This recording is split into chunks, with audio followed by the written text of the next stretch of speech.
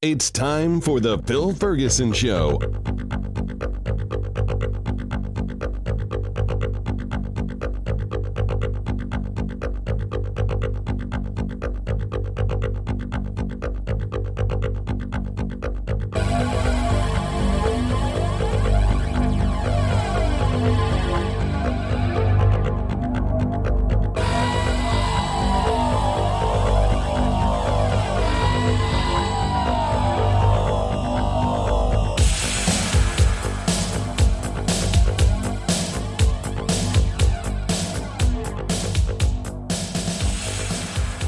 This is Phil Ferguson, and you are listening to The Phil Ferguson Show. It is 2024, almost February, or it might actually be February when you're listening to the episode. Got a lot of fun stuff in this episode coming up.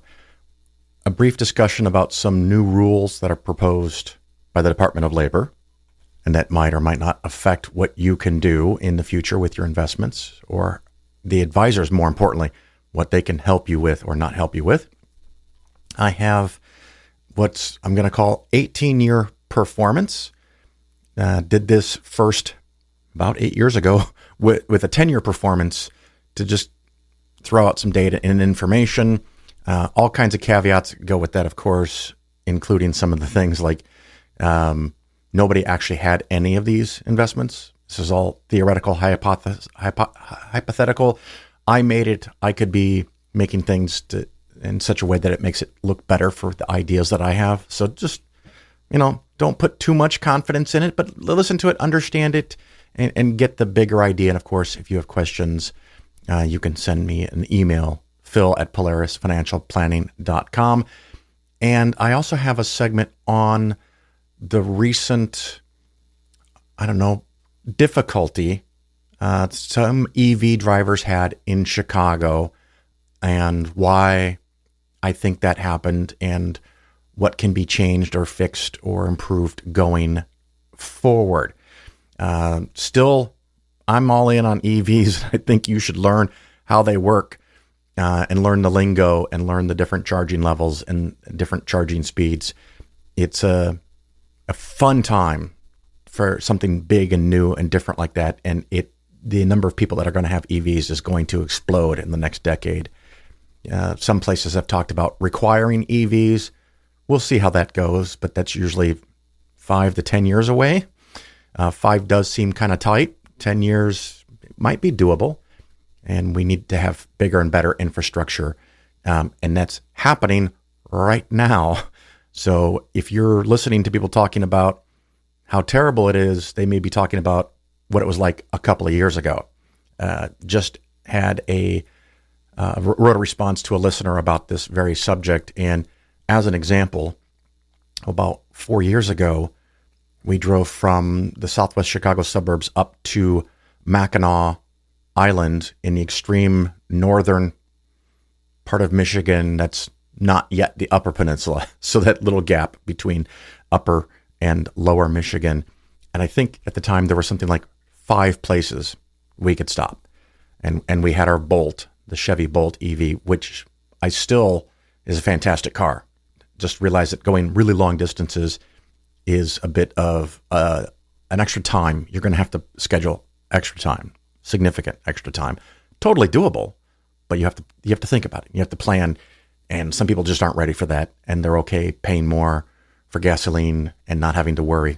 It's cool. Make your choice. It's all good. But let's say there were 5 places to stop, and because of potential reliability problems with the chargers working or not working, and us being new to it, it can be very fear-inducing. And so we stopped at almost every one, if not all 5 of the locations, and added more fuel as we went along, more energy as we went along. And it took a lot of time, and it was a big challenge. That route today, last I looked, has something like 23 to 25 locations that you can charge. Not 5 locations with 4 towers each, but 25 locations with 4, 6, 8, 10 chargers. Wickedly different experience. And if you put on top of that a car with a longer range than I had in the Bolt, and a car that can charge my new car 3 to 5 times faster than the Bolt. Wickedly different experience that would be. So, and the same thing, a year and a half ago, we drove the Bolt from Chicago to Orlando, and we made it. We did it over 2 days, and it added a lot of time to charging.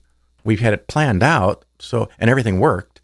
So it was fun, but if you're on a tight schedule, it's a buzzkill. I have yet to take the Ioniq 6, my new EV, from Orlando to Chicago. And, hopefully I'll do that this spring when we get a little bit of a thaw. But anyway, more of that in the discussion coming up. So hang tight. A lot of information and the 18-year performance thing, a lot of numbers. So brace yourself. You can listen to it while you're driving, but, if you want to take notes or really think about the numbers, listen to it while you're driving, but then listen to it again when you're not driving. Anyway, quick break, and then on with the rest of the show.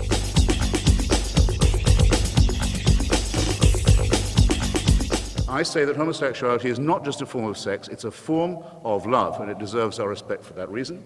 That when my children were young, I'd have been proud to have Stephen as their babysitter, and I'd told them they were lucky.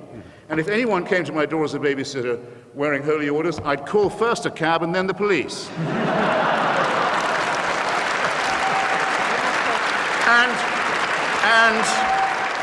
And it's your fault, sir and ma'am, it's your fault that that's true, and that everybody knows it's true. How you can live with it, I don't know. You're listening to The Bill Ferguson Show. This segment is on electric cars, Teslas, Chicago, the cold, conservative media, and the anti-EV movement, which is probably funded, at least in some way, by the oil industry, but who knows? That gets to conspiracy level stuff. So I want to stick to some things that we know as facts. And yes, it does pain me to defend Tesla a little bit, and their cars and their chargers.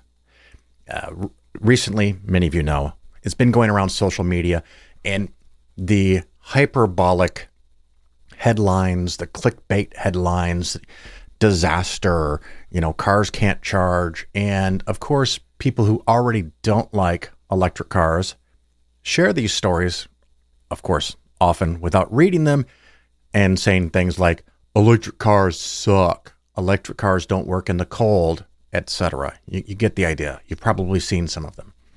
I made a Facebook post about this. If you want to go find that from a few days ago, you possibly can share that. But I want to go over some of the things that we know are facts. It appears like, in all honesty, dozens and dozens of Teslas died, ran out of energy, couldn't charge, couldn't start. I think the only reason they couldn't start is they had no electricity left in their batteries. But it's one of those things that how quickly we forget. Anyone who's ever lived in a place where it gets extremely cold, and that can be Chicago, that can be North Dakota, it can be New England, it can be in Canada. Gasoline-powered cars, if they get extremely cold, do you remember? Did this ever happen to you? I know it sure as fuck happened to me, where my gasoline-powered car would not fucking start. Minus 40-degree weather is brutal on everything. Sometimes buses don't run, trains don't run, planes can't lift off. They have to put de-icer on them. It's a real fucking bitch on mechanical equipment when the temperature gets stupid cold. So, we have that. And the thing about it is, I bet in the Chicago metropolitan area, there were thousands, if not tens of thousands of people that got up in the morning and went to start their gasoline-powered car, and it wouldn't fucking start. Why did that not make the news? Because that happens all the time. It's not news. It's not new. It's not different. There's not a narrative, gasoline-powered cars don't start.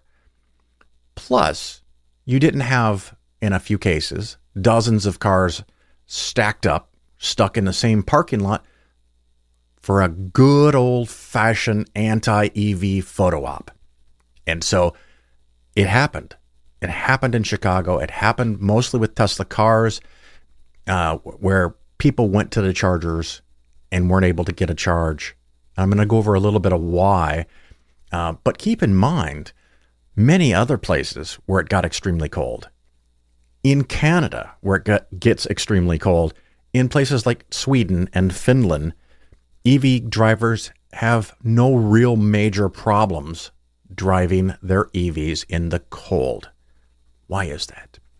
Well, the first thing that we need to know about what can be part of the driving problem is that on this, like gasoline cars, EVs lose range in extreme cold. I think I said like electric cars. Like gasoline-powered cars, EVs lose range in the cold.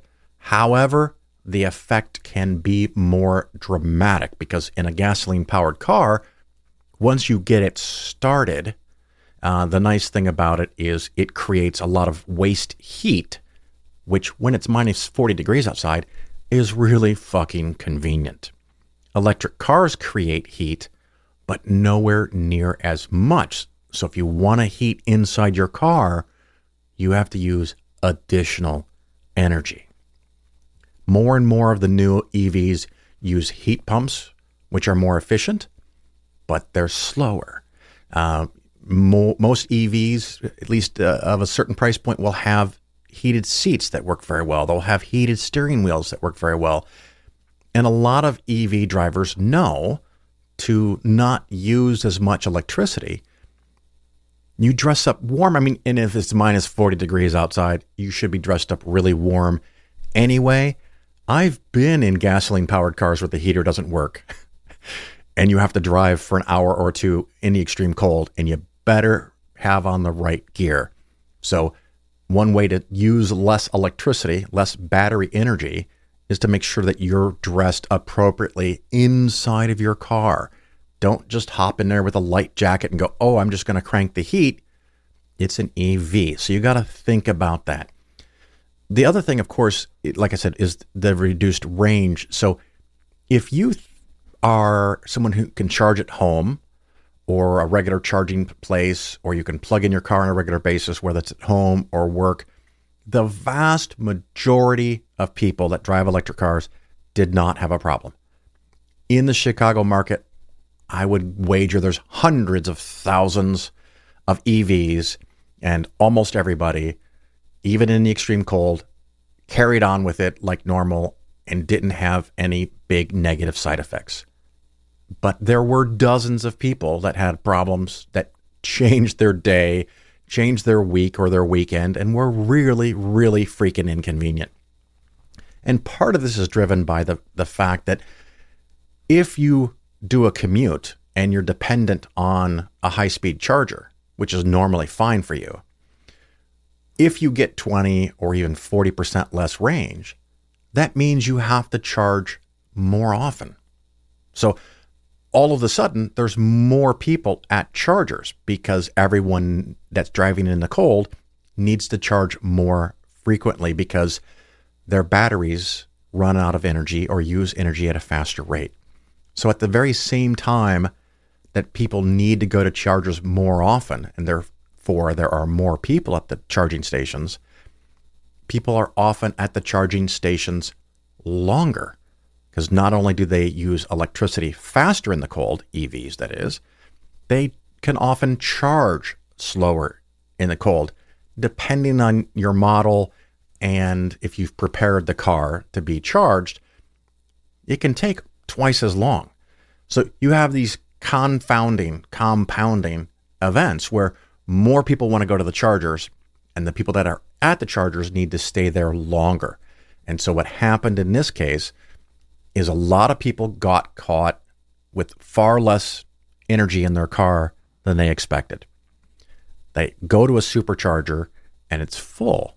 There's a lot of people and a lot of cars, and they're taking a long time to charge. I think additionally, some of these charging stations, the individual towers at a given location, failed also because of the cold.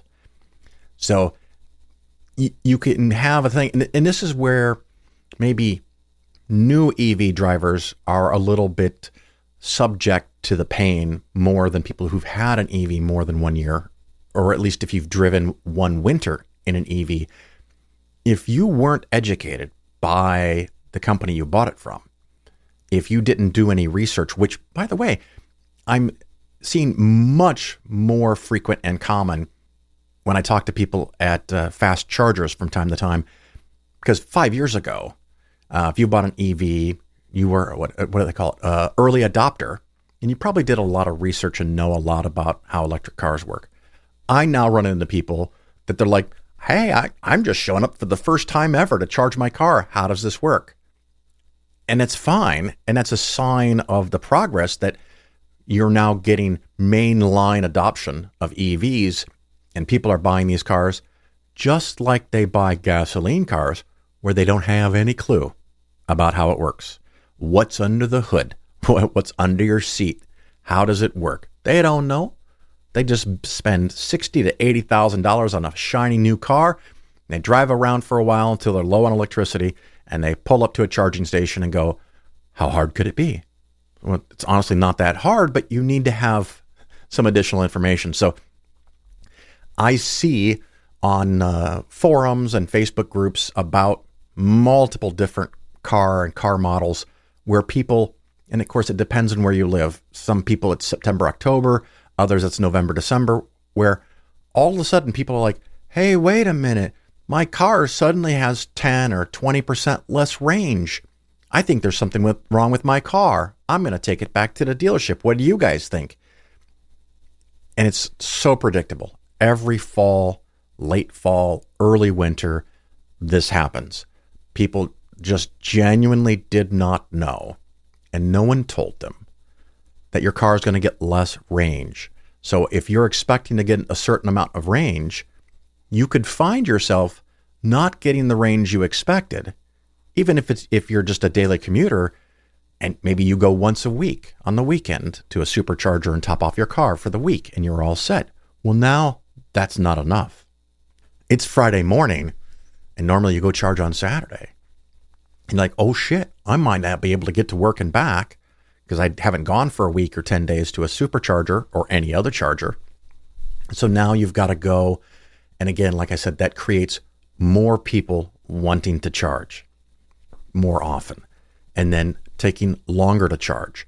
And if you show up at a Tesla supercharger or any other location where there are chargers, and you're really low on your battery, and it's extremely cold out, and you're not dressed appropriately, and you want to sit there and wait and run the heat, this is the formula for a problem. So needing to charge more often, taking longer to charge, and you showing up because you didn't know, you didn't expect, you didn't plan for your car to have that much less range. I saw one of those quick little videos that you get on your phone where some lady drove from Chicago all the way out to a suburb called Mokina, which is pretty close to New Lenox, where I have a house in the Chicago area. And she went out there because the Tesla app was reporting that there were open chargers. So maybe she's thinking less people farther out in the suburbs, and I'll show up there. And she gets out there and finds out it's just as bad as the ones that were in Chicago. What was fascinating is she apparently did not know that her Tesla can charge at almost any high-speed charger available. And I have not seen any stories, but I also was not there in the extreme cold to go check if there is a charge point or Electrify America or EV Go station. This unfortunate lady probably drove by dozens upon dozens of locations that she could have charged her car that probably were not full of cars. And the reason I think this is a possibility is that while Tesla clearly has the most supercharging locations, well, I don't know about the locations, it clearly has the most supercharging towers available to charge your car, they also have sold the vast majority of cars, at least in the United States. So if you have 55% of all the charging towers, but yet you've sold 60 or 65% so far of all the electric cars, odds are Tesla superchargers are going to be even more impacted, more busy, more distressed, more stressed by the system or by the cold than other types of charging connectors. So Tesla drivers would need to know to have an adapter so they can charge at other locations because their cars can. So you have all these confounding effects that clearly created problems. So, I'm thinking, well, maybe I can end with a couple of ideas on how to avoid this or not have this problem. If it's you, and of course, assuming you buy an EV, the first thing you need to know is what we just talked. One of the things we just talked about. You need to know that your electric car will have reduced range in the cold, and it will be reduced more in the extreme cold. It'll be reduced more if you use a lot of heat and don't use the built-in seat heaters and steering wheel heater and, wear proper clothing. It is the freaking winter. The other thing, what to do, all drivers, and this is EV and gasoline, when it is extremely cold, especially extremely cold for your location. So, if you live where it's minus 20 and minus 30 all the time, that's your normal environment, you're going to have to go. But if you live somewhere where it never gets like that, and there's 2 days that it's extremely cold, if you can avoid travel at all in bad weather, just like with the earthquake or a hurricane or tornadoes, if you can avoid those areas for a couple of days, odds are your life's going to be much easier. I get it. A lot of people can't do that, but that's okay. Electric car manufacturers should consider, at least as an option for northern environments, and I think some of them do already have this, is to have a separate onboard heater where you're not using the car's battery to heat the battery, but something like the old-fashioned engine block heater for some gasoline and diesel vehicles if you live in extreme cold climate where you could plug it in.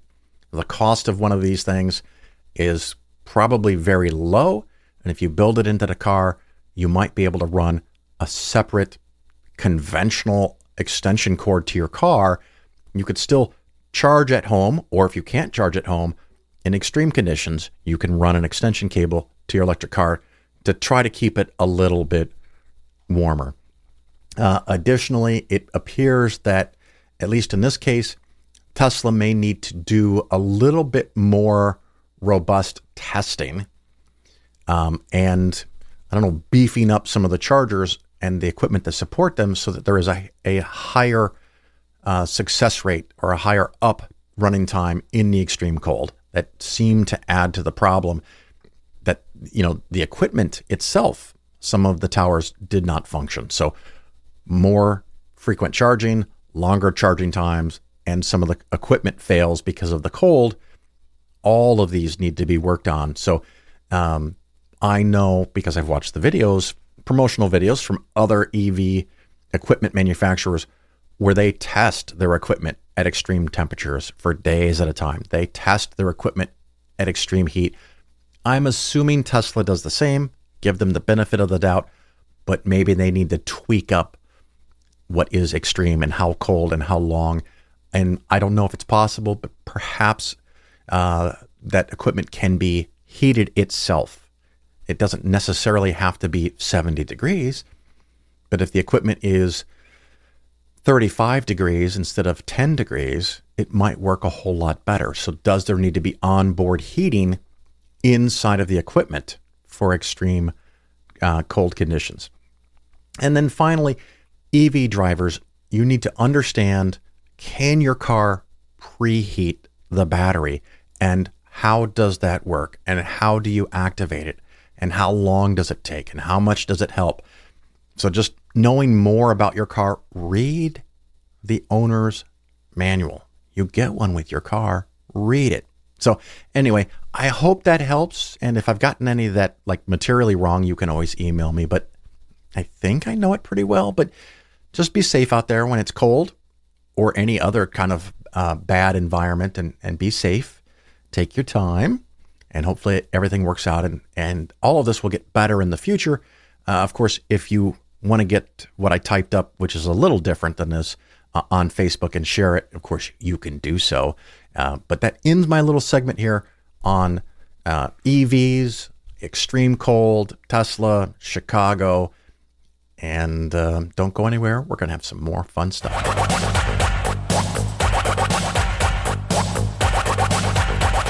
The Phil Ferguson Show is for educational and entertainment purposes only.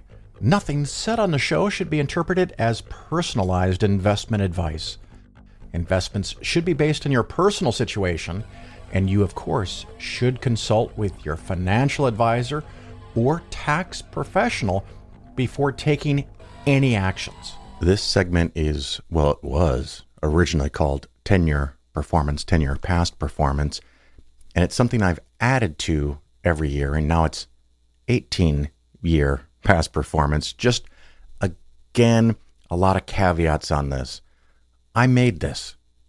You don't have to trust what I did. I'm just doing it for discussion purposes, but I could try to trick you. I might have tricked myself without knowing it. I may have made a math error, a calculation error somewhere in this spreadsheet because there's a lot going on. I hope that's not the case. It might also be nice that the data kind of reinforces my philosophy, so maybe I've tweaked it that way. Other caveats, this is not personal investment advice for you. This may not be the path that you should take, any one of these 4 paths that I'm going to talk about. What else?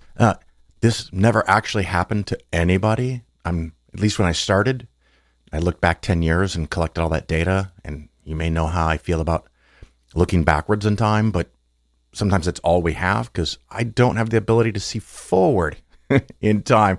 So it's for the thought experiment, the thought process. Don't put a whole lot into it, but maybe learn from the relative returns and the results of different ways of investing.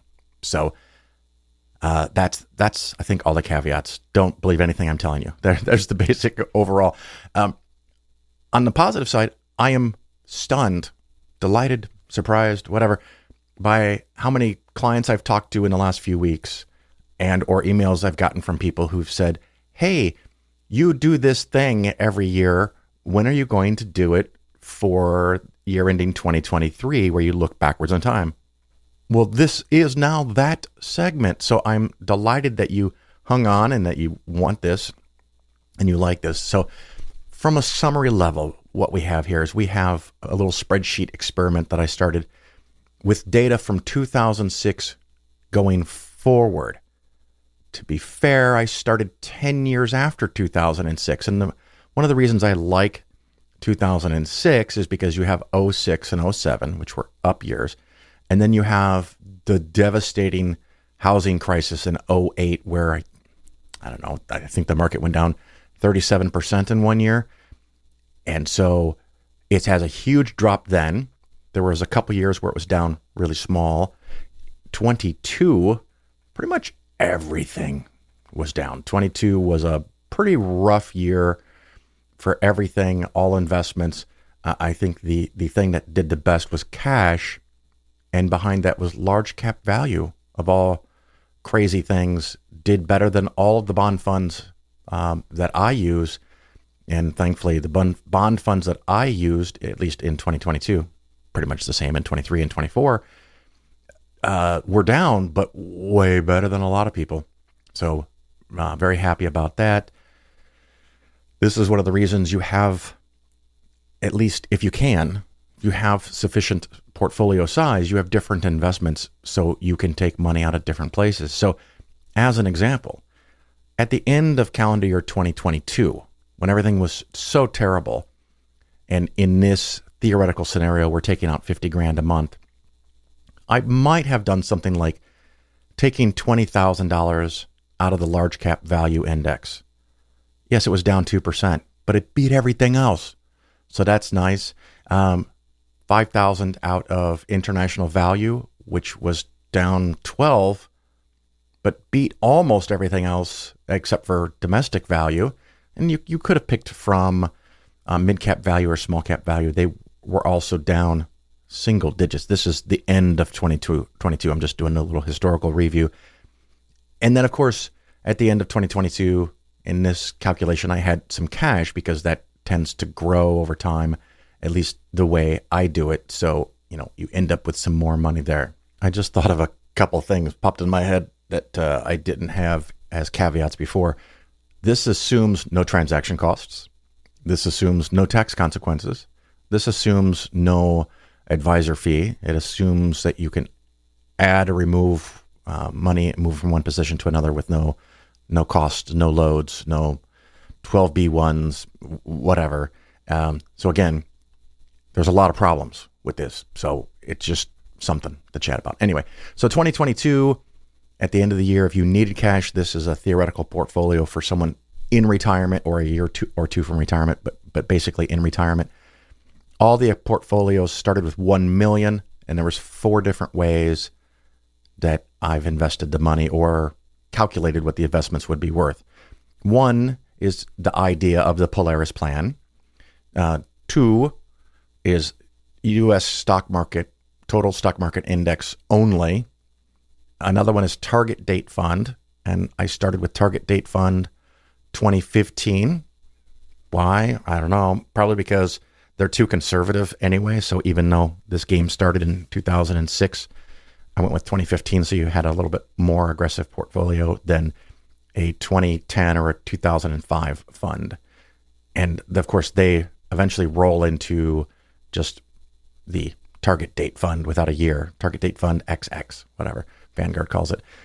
And then the 4th category is a historically reasonable and profoundly simple way to invest. It's called the 3-legged stool, which, it's probably 15 or 20% of the work, maybe 10% of the work of doing something like the Polaris plan.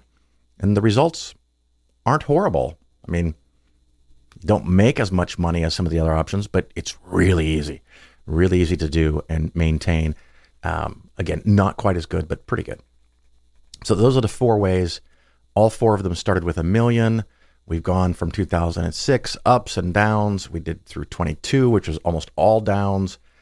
And I adjust the values of the portfolios based on the market performance and the weightings in all of the different categories. And then at the end of the year, again in year 2022, we took some cash out, $50,000. The reason for $50,000, again, to make this overly simple, it's 5% of the $1 million.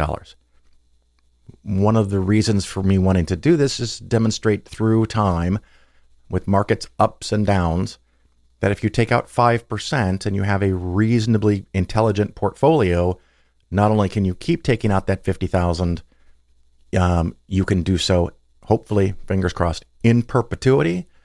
And if not in perpetuity, longer than you're going to live. I mean, so that's the game, right? That you don't outlast your money because you don't want to be poor. You don't want to be broke and dependent on family or friends or whatever. So save more money. Anyway, so we get to the beginning of 2023, and what I do in this spreadsheet is then I rebalance based on what has happened in the past and what I probably said on the show. I might have recommended, I might have suggested, I might have said it's an idea. And so I took that same thing and I applied it to the investments in this spreadsheet, at least for the Polaris plan. So a couple of the big things is that in international, I bought and sold a few things, again, assuming no tax consequences, which is possible for a lot of listeners because you have IRAs or 401ks. Readjusted that back to the ongoing standing recommendations, and then readjusted or rebalanced domestic stock. And that was a lot to rebalance because at the end of 2022, the large cap growth fund was down 33%. Mid cap growth was down 29. Small cap growth was down 28. So needed to rebalance and take money from growth and put it into value. And it was also at this time that I announced, and I had started a few months earlier for the clients, that instead of being 60% value and 40% growth, we were going to 50-50. So quite a bit of stuff to sell. And again, if you have only taxable accounts, this is a little harder. You got to think about it maybe you don't want to do anything as dramatic as I did. And that's as an example. So from large cap value, I sold 80,000 and put 84,000 in large cap growth. I know those two don't balance because there's other things going on, but just to give you an idea, selling $80,000 of large cap value, depending on how long you've had the investments in that position, maybe it was worth 40,000 originally. Now it's worth 80. So you're selling 80,000. Your gain is 40,000. If your marginal tax rate on long-term gains is 15%, that $40,000 could create a $6,000 tax bill if you do this transaction in a taxable account. Not necessarily evil or bad, because long-term gains in a taxable account, you will pay them one day. The only way really out of that, two ways. Now, one is to give the money away to a charity. That might be a good idea for you. The other one is to die, and the money goes to somebody else, and now you're not going to pay the long-term gains.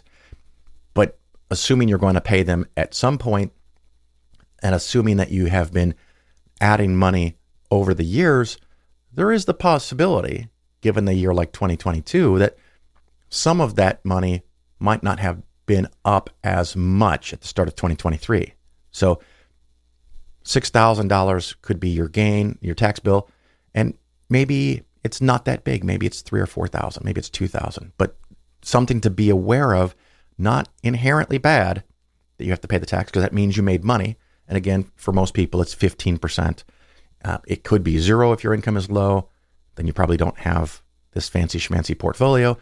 And it could be 20 or even 23.8 if you have really high income, which freaking awesome for you. Anyway, so we do the rebalancing, and then I apply the returns of 2023 to all of the funds and the amounts that we had at the start of 2023, which took the money from 2022, took out 50,000, or 5% of the original million, and then rebalanced. So those two things are done. And then we apply the returns. And we talked about this briefly. Large cap growth was up 46.77. Not actually that surprising, because it was down 33% the year before. And I think a little bit over a year ago, or about a year ago, I mentioned that if a segment of the market, this does not apply to individual investments or a specific company stock or Bitcoin or anything like that, because how that's going to behave is independent of anything else. It could lose 33% and then fall another 50%. And it also doesn't seem to work with sectors like banking, consumer durables, metals, all these different, I think there's like 17 different sectors. But for segments, what I use, large cap growth and value, mid cap growth and value, small cap growth and value, it does work, which is really fucking cool. So the part that's down 33%, when we go balance it to 50-50, we added a whole bunch of money to that position. I mentioned a year ago, if something goes down 33%, if it returns to where it was, and that may take 6 months, it may take 10 years. But when it does get back to where it used to be before it fell 33%, the resulting increase is an increase of 50%. So you have 100,000, it falls to 66,000. If you add half of that 66,000 or the 33,000 back to the 66,000, you're back to the 100,000. So if you lose 33, you have to make, or you end up getting a higher percentage to get back to even. So it just depends on how you look at it. But that's part of the slightly contrarian philosophy that I follow, is that we have a plan. We can change the plan some over time. Don't get too crazy, because if you change it a lot, what the fuck were you doing with the first plan anyway? So the plan may adjust over time, but we're not trying to time anything. But we're also not completely ignorant to the reality on the ground, just like we added more money to large cap growth after it lost 33%. In this scenario in front of me, 84,000. We also avoided, thankfully, intermediate and long-term bonds And so when the Fed started crushing and raising interest rates, those funds got crushed. We avoided that because that was a potential problem. So I don't always get it right, but I've done this long enough that there's sometimes things that we can avoid problems or take advantage of opportunities. In 2023, the big opportunity that many people got to take advantage of was changing that balance, at least in U.S. stocks, from 60% value and 40% growth to 50-50, which required a pretty big adjustment, several percentage points.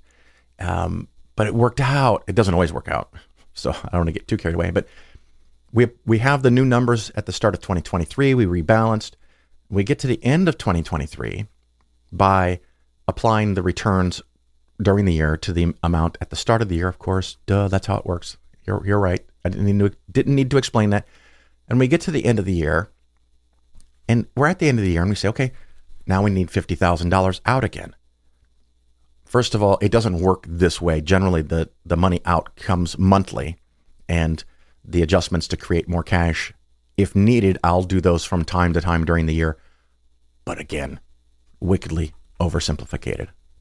Oversimplified? Yeah. So it turns out that the one fund that just put everything out of whack was the Large Cap Growth Fund, U.S. Large Cap Growth Fund, up 46.77%. So in my spreadsheet, I took $90,000 out of there. Now, why 90? Because this is only supposed to be the 50,000 out. The reason I did that is because the extra 40 I then put back into bonds, because the previous year we had taken money out of the cash position, not any bonds per se, but the cash position. So I wanted to beef that up a little bit and have that represented as something I might actually do. So in this theoretical scenario that doesn't apply to anybody, the 1 year return for calendar year 2023, let's see, quick notes, about 20% of the portfolio is bonds. It started at 30, but because the stocks grew more, even though this dollar amount is now larger, it's 363,000, larger than the 300,000 we started with, it's a smaller portion of the portfolio, which you could look at this and say, I no longer want to take out 50, I want to take out more. Another segment for that, but we're sticking with the 50,000 for this math. And the percentage of international stocks as related to U.S. stocks is about 33% international. So 33% of all stock investments are international. The rest is domestic, of course. The total return on this portfolio was 17.14%. So it's got a whole bunch of cushion. It's got a whole bunch of exposure to international, which did not do as well as the U.S., where the U.S. made something like 26. And of course, it didn't do anywhere close to what the large cap growth did at 47. But you don't know these things in advance. That's why you want to have all these things. But quite honestly, a 17% return on a portfolio that's roughly 20% bonds, I'm really happy with that. So now I want to compare that to other things. The second way of investing was just put it in a total stock market index. It goes up or down as you think it, or as the market dictates. And at the end of the year, you take out 50 grand. No thinking, really easy, and honestly, better returns. So the Polaris plan after 18 years, instead of having 1 million, has $2,052,000. That's really nice, honestly. You've taken out 5% of the original value per year, $50,000, and now your 1 million has turned into 2 million. Really cool. You see how this works? And that includes 2008. That includes the huge drop in 2020 when COVID hit. And that includes the 20%, give or take, drop for calendar year 2022. Most years the stock market is up. And this is one of those things, a few shows back, I did the duh on long-term returns. Stocks do better than bonds in the long run. Duh. This portfolio is the U.S. total stock market only, and there was no drag created by having any bonds. The reason for bonds is that you want to have a portfolio you can live with and not panic over. And so I'd rather make a little bit less than I theoretically could, but dramatically reduce the possibility of anything catastrophic going bad, where you have a really big down year like 2008, or a couple years, 2020 or 2001, which is not in this calculation, or a period of time where the market is down and you need extra money for some reason. This is a riskier profile. It's a more volatile profile, the U.S. stock market only, but in the long run, it makes more money. So again, the Polaris plan, $2,052,000. This one has $2,667,000. So $600,000 more in money. That's pretty cool. Now, the next one is the Target Date Fund. And again, it's the Target Date Fund from Vanguard for 2015. I think the symbol on it is VTINX. And eventually that may drop and just go into the default Target Fund. The return on that was 10.74 for 2023. And that is primarily a result from that fund probably now has 50, 60, 65, 70% in bonds, domestic and international, pretty darn conservative. So, it has to be more than half. More than half of your money made 5% in bonds, and then a third made 20 or 22% in stocks. That's going to get us somewhere around 10.74. So that's the kind of portfolio you have. And when you take 50,000 out, you just take 50,000 out. Again, nothing really to think about, but that's how it works. So you just take the money out. And the problem with that is that if the markets are less favorable than they've been the last 18 years, you could be way worse off in that type of investment than what it looks like now. The fourth category is the three-legged stool, and it was set at the beginning of this process as 30% bonds, 20% international, and 50% stock, U.S. stock versus international stock. And so that 20% is 20%, the international is 20% of the total. So it's still a good chunk of stock overall. And that one in this last year made 17.81%, actually better than the Polaris plan. And that happens. I looked back through some years. I haven't calculated it.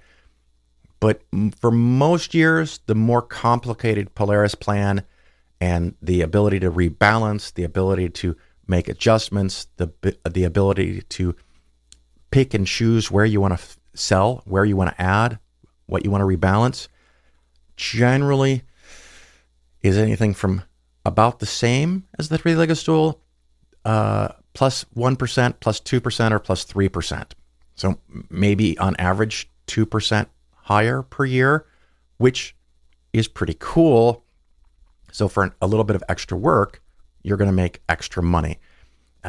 So the summary results again for calendar year 2023, Polaris plan 17, I'm just going to round 17%, total stock market 26%, target date fund 11%, and the three-legged stool 18%. So in all of these cases, you did really well. Now, the total value of these accounts after taking money out at the end of 2023, Polaris plan, $2,002,000. Total stock market, $2,617,000. To target date fund, $1,040,000, and the three-legged stool at $1,600,000. So a range anywhere from basically 1 million, the three-legged stool 1.6, the Polaris plan 2, and full risk profile 2.6 million. So there you go. So when people ask me, does the Polaris plan make more money in the long run than the total stock market? No, of course not. Duh. I mean, if you are if you don't have a cushion, I don't know. I'd have to check that, how that's done over time. But for me, the goal is to have very reasonable returns with very reasonable, where possible, volatility. And so you can have more, I don't know, a smoother performance over time by having all of these investments. And in this case, like I said, it went from 1 million to almost, well, a little bit over 2 million in the Polaris plan and the full exposure to the stock market. But the full exposure to the stock market, you could see your portfolio go down 30, 40, 50% in a very short period of time. And if that's when you happen to need cash, it's a problem. I don't stress test it to take the cash out at the bottom. I'm just doing it at the end of the year. So if the market drops in the middle of the year and ends up at zero at the end of the year, this could make the total stock market artificially look better than it actually is. So hopefully that helps. If you have questions, if you think I said something totally stupid, which is possible, there's a lot of numbers here in front of me, but I think it's relatively accurate and something that you can use when thinking about your investments. So that's the end of 18-year performance.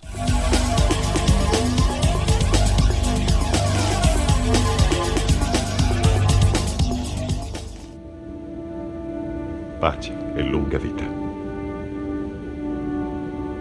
Lunga vita e prosperità. You're listening to The Bill Ferguson Show. I'm sorry, but I don't want to be an emperor. That's not my business. I don't want to rule or conquer anyone. I should like to help everyone if possible. Jew, Gentile, black man, white. We all want to help one another. Human beings are like that. We want to live by each other's happiness, not by each other's misery. We don't want to hate and despise one another. In this world, there's room for everyone, and the good earth is rich and can provide for everyone.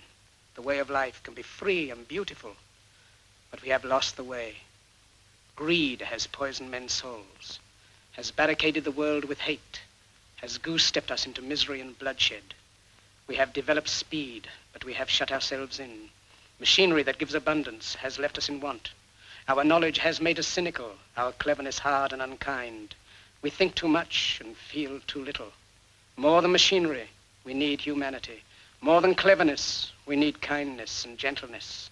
Without these qualities, life will be violent and all will be lost. The aeroplane and the radio have brought us closer together. The very nature of these inventions cries out for the goodness in men, cries out for universal brotherhood, for the unity of us all. Even now, my voice is reaching millions throughout the world, millions of despairing men, women, and little children, victims of a system that makes men torture and imprison innocent people. To those who can hear me, I say, do not despair. The misery that is now upon us is but the passing of greed, the bitterness of men who fear the way of human progress. The hate of men will pass and dictators die, and the power they took from the people will return to the people. And so long as men die, liberty will never perish. Soldiers, don't give yourselves to brutes, men who despise you, enslave you, who regiment your lives, tell you what to do, what to think, and what to feel, who drill you, diet you, treat you like cattle, use you as cannon fodder. Don't give yourselves to these unnatural men with machine minds and machine hearts. You are not machines. You are not cattle. You are men. You have the love of humanity in your hearts. You don't hate, only the unloved hate, the unloved and the unnatural. Soldiers, don't fight for slavery, fight for liberty. In the 17th chapter of St. Luke it is written, the kingdom of God is within man, not one man nor a group of men, but in all men, in you. You, the people, have the power to create machines, the power to create happiness. You, the people, have the power to make this life free and beautiful, to make this life a wonderful adventure. Then in the name of democracy, let us use that power. Let us all unite. Let us fight for a new world, a decent world, that will give men a chance to work, that will give youth a future and old age a security. By the promise of these things, brutes have risen to power, but they lie. They do not fulfill that promise. They never will. Dictators free themselves, but they enslave the people. Now let us fight to fulfill that promise. Let us fight to free the world, to do away with national barriers, to do away with greed, with hate and intolerance. Let us fight for a world of reason, a world where science and progress will lead to all men's happiness. Soldiers, in the name of democracy, Let us all unite!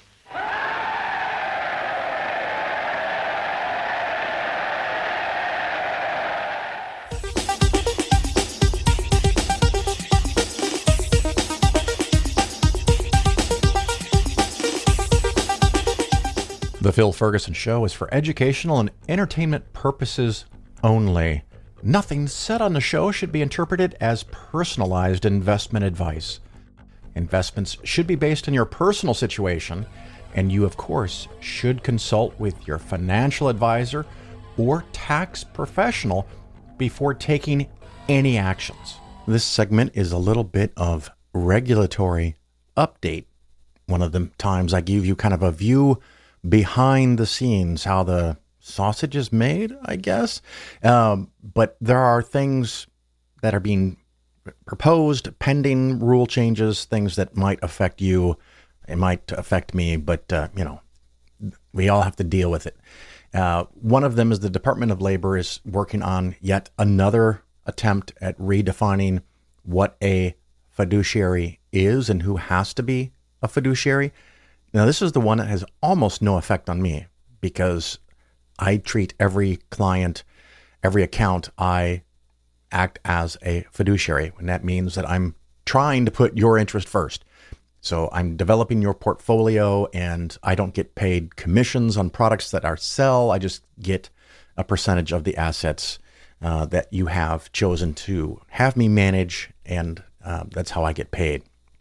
But the Department of Labor, correctly so, is concerned that there are people that do not always have your best interest at heart. So that might be a broker, and the broker might be in the position to sell to you or recommend to you that you buy stock in a certain company that they are underwriting or a bond that they are underwriting. And it's very easy for them to be in a position where they are giving a recommendation that benefits them, and it might as well benefit you, but there's that potential conflict. Well, with the new rule proposal, brokers would be included and have to behave as a fiduciary. So they might have to document that the stock they're trying to unload or sell or recommend to you, or the bonds or the preferred stock, they're not doing it just because their company underwrote it and came to them and told them they had to sell, $500,000 worth of something. They have to be able to document or behave in a way that they're beyond reproach. And the broker dealers are not going to like that. They're not going to like that a lot. The other thing, of course, would apply to the insurance industry and anything that would be an annuity. And they might include fixed and variable annuities. You as the advisor or the person making the recommendation, even if you think you're not an advisor, you would be. But if you're making recommendations, then you have to act as a fiduciary on anything that the Department of Labor has input on through the 1974 law, ERISA. And that would include 401ks, 403bs, and maybe, and this is where the Department of Labor is arguing, that would also include IRAs and Roth IRAs. I think on the whole, it's a good idea, but the industry probably won't like that. Another thing that is pending or possible problem, the state of Missouri has passed a law that an advisor for an advisor in Missouri, and maybe even for a client in Missouri, which would be a very big change in the historical precedents. But an advisor would not be able to recommend ESG investments. Now, again, this is something that does not affect me because I do not recommend ESG investments. On the contrary, I recommend against using them because I think it's a marketing gimmick. Now, from the state of Missouri's perspective, they're concerned, I think, that this is wokeism going too far, that it's a trendy thing, it's a popular thing, which is one of the things I don't like, popular and trendy things. I like things that have a very long-term proven track record of giving you a pretty good return at a reasonable amount of risk. ESG funds tend to have higher fees and expenses and slightly lower returns just because of the way they're designed. And there's also anti-woke funds, by the way. So I don't know if that would be caught up in the Missouri law, but it would be a problem for anyone that definitely has an office in Missouri and maybe even someone that has clients in Missouri. So now there are lawsuits pending, and the law may stay, the law may be overturned. I don't know. But if a state can then dictate what rules are to an advisor, even an advisor that's not registered with Missouri, that's not based in Missouri, but is federally registered, someone like me who's federally registered but based out of Florida, do I have to follow the rules of every state now for every client that's in those states? Maybe. The precedent is usually that the federal government rules and regulations supersede state rules and regulations. So it'll be very interesting to see how this pans out. Another thing of interest, the SEC is working on new rules, and they've proposed them, and there's a little open window of time for public response where they're going to make rules that require a firm to disclose, and other rules when using predictive data analytics. I don't know exactly what that means yet. I'm working on that. As I get more information, I'll update you. And I think it might be a way to kind of get ahead of artificial intelligence, aka, these large learning language things that maybe can make predictions. So far, my position is that these are just like technical analysis. It doesn't matter if the computer's doing it or a person puts in the code in the computer to do it. You can use historical data and then predict what's going to go forward, what may happen going forward based on that historical data, or you may predict things in the future using an AI model. And the SEC wants to make sure at minimum that that is fully disclosed to the investor, that there's potential problems with that strategy, that philosophy, and it may not work. So, like I said, lots of changes proposed, and some probably will happen, and I'll keep you up to date as best as I can.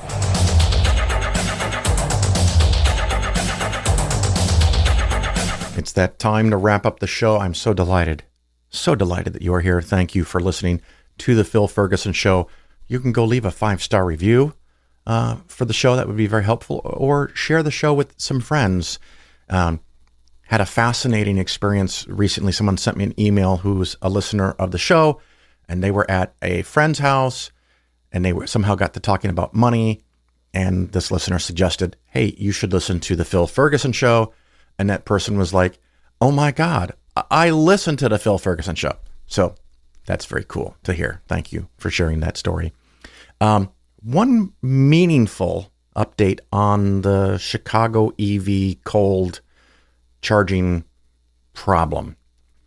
I've been trying to read up on it and get more detailed analysis. One of my favorite EV YouTubers, who I'm not going to give free promotion to, you'll know who you are, I think. Anyway, he went to Chicago and went and checked out these stations and tried to get a deeper meaning for the problems. And he had pretty much the same analysis that I did. You have to charge more often, you have to charge longer, and all those things that we talked about. The one thing that I had no way of knowing and was not in any of the stories, he found out because he went there and talked to people that were there having troubles. Now, this was mostly a couple of days after the trouble had at least diminished dramatically. Oh my God. The problem had diminished dramatically. He found out that the vast majority of people that were having problems charging their car were Uber and Lyft drivers. And I have had some conversations recently with my travels when I talked to Uber and Lyft drivers that both Uber and Lyft are aggressively pushing that they rent Teslas to do their Uber driving. And there's a lot of pretty good reasons for you as an Uber or Lyft driver to consider doing that.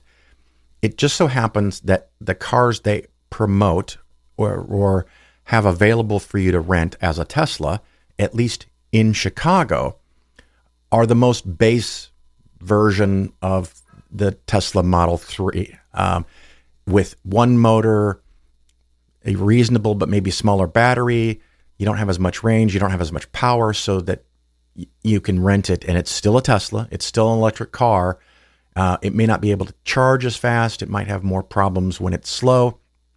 And that has worked wonderfully in the last 6 to 12 months. More and more people are renting Teslas to be Uber and Lyft drivers, and they rent them weekly at a fairly reasonable rate. If you're a full-time Uber driver, it's a pretty good rate from what I've heard. The problem is that a lot of these Uber drivers are brand new to electric vehicles, and that means that a slightly higher percentage of the problem is that they just don't know how they work. I had talked about, early adopters did a lot of research. Now we're getting into public consumption and purchase of electric vehicles, and I've run into more and more people that just really don't know the details. And I want there to be a world where they don't need to know the details. I want there to be a world where they pull up at a energy station, whether you're getting caffeine, electricity, gasoline, whatever. You just pull up your car like you do with the gasoline car. You go over to this tower, you hit a few buttons, you tap your phone, put in your credit card, whatever, and you plug in your car and it goes. Oh, we're not there. We're clearly not there. We'll get there. It's going to be that way in the future. But a lot of these Uber and Lyft drivers have been renting Teslas for weeks or months, had no prior experience with cold weather. So if you think you can drive 8 hours in your car and do Ubering for 8 hours, and you suddenly find out that you can only do it for 6, then you have to go charge in the middle of the day. You have to go charge more often. So I think that was a bigger part of the problem well, definitely bigger than I'd given it credit for, because I did not know that. So that's an extra piece of that puzzle, and why the system kind of partially broke down for a day or two with the extreme cold in Chicago. Anywho, I got to go back to work, you guys. January has been very intense, and it's good. But what happens is almost no one, all the clients, all you lovely, wonderful people, almost nobody responds to my emails or phone calls in December. Can't blame you, because you've got, Thanksgiving in November, of course, and then planning and Christmas parties and travel and family and all that stuff. So it's kind of an odd month December is, because almost nobody, even paying clients, want to talk to me unless there's something that has to be done by 12/31, the last day of the month. And then it's urgent. So I can't really go anywhere. I mean, I can't be gone for weeks at a time, but the workload is delightfully light. And that's nice. That helps me enjoy December. The other thing that's very, very normal with December is that's when the vast majority of stock and some bonds, but most stock dividends are paid in December, at least the largest share of them. So when we get into January, accounts have more cash than they would normally ever have during the year.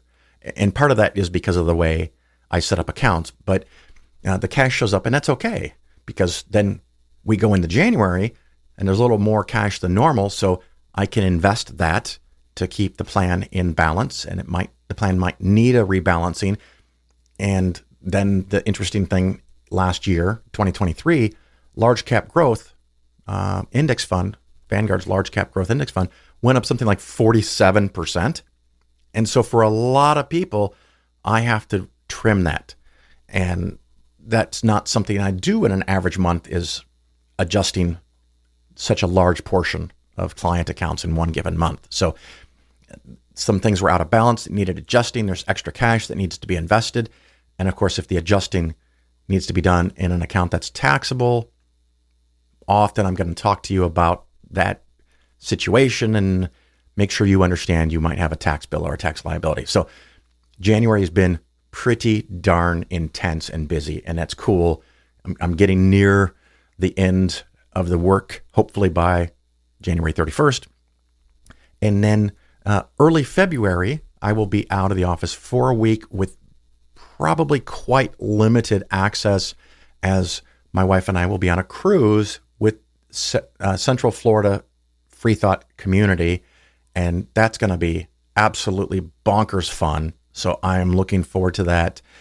And then, of course, I'll be back. So hopefully, if you have anything that you need in the first 7 to 10 days of February, you can wait a couple of days until I get back. But that just for clients there. Also had someone send me an email, and after they confirmed they had me, sent me a statement, and I gave them some thoughts and ideas on that. One caveat: if the statement is related to a work retirement program like a 401k, 403b, pension, I can no longer give you advice on those types of accounts because of the rules the Department of Labor started 2 years ago. Just a quick reminder. So if you say, here's my 401k and here's all the things in my 401k, what should I buy? I am so sorry. I cannot be of assistance. I hate that, but it's the way of the world, and I have to follow the rules that exist so I don't have problems with my business. Oh, it just popped in my head. One, I hope, absolutely the last follow-up on the SEC examination I've talked about off and on for the last several months. They sent me their final letter. We talked about that. I sent my response. I may have even mentioned that. And then they sent me another message saying, hey, we want to talk. And then the talk starts with, we love how you respond so promptly, and we love that your responses are concise. However, my responses were too concise. So I had to elaborate and beef up and make more formal my response, because I just responded to their email, well, and a very nice long letter in their email, because it's, bureaucratic niceties, but I just responded in email, and they're like, no, you can't do that. You have to actually write up a letter on your letterhead and sign it. So I made it more elaborate, put a cover letter, put a document for my responses, beefed it out, added a couple more things that they suggested, and sent that to them, and they have acknowledged receipt of my new and improved response to their formal letter on December 21st. But I don't know if they're going to say thumbs up or if they're going to ask for anything else. I'm kind of hoping we're at the point where we're done for now. Overall, mildly frustrating experience. I get it. They're doing their job. I don't have a problem with that.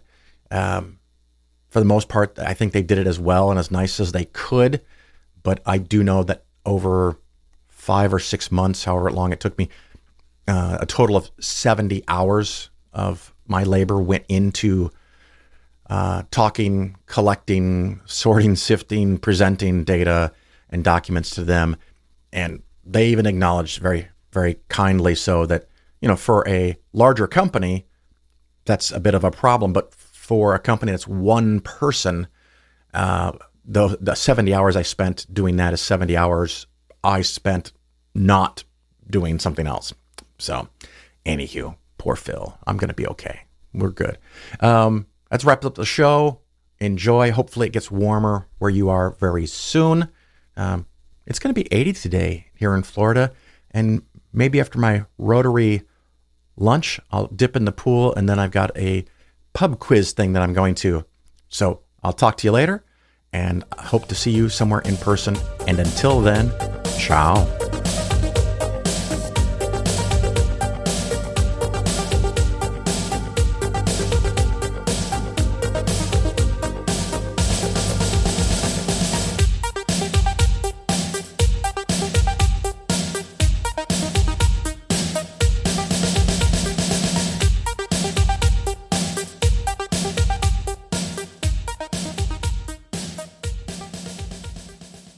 They sent some men up to the moon to find the secret of life.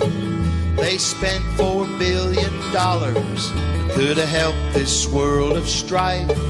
They didn't find the secret in the moonstones that they found. They should have come to my town. We got rocks all over the ground. Oh, we didn't come from monkeys. We didn't swing from trees.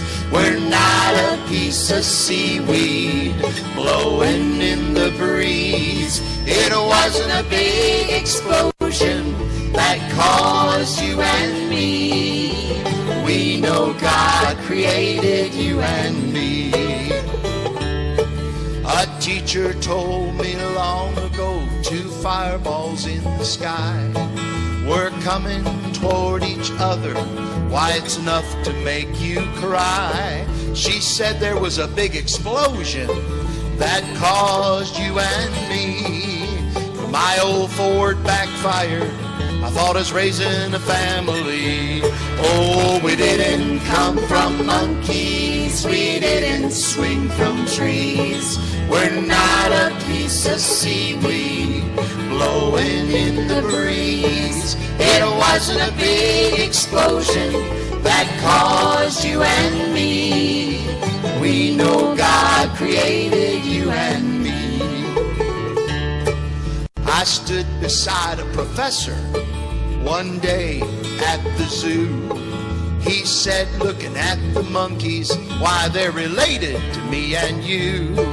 He got a little irate when I said I didn't agree, but I'd have to admit they looked more like him than me. Oh, we didn't come from monkeys. We didn't swing from trees.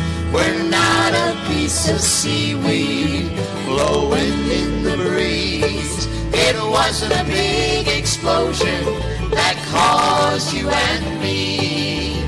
We know God created you and me. One more time. We know God created you and me. One more time. We know God created you and me. That's enough.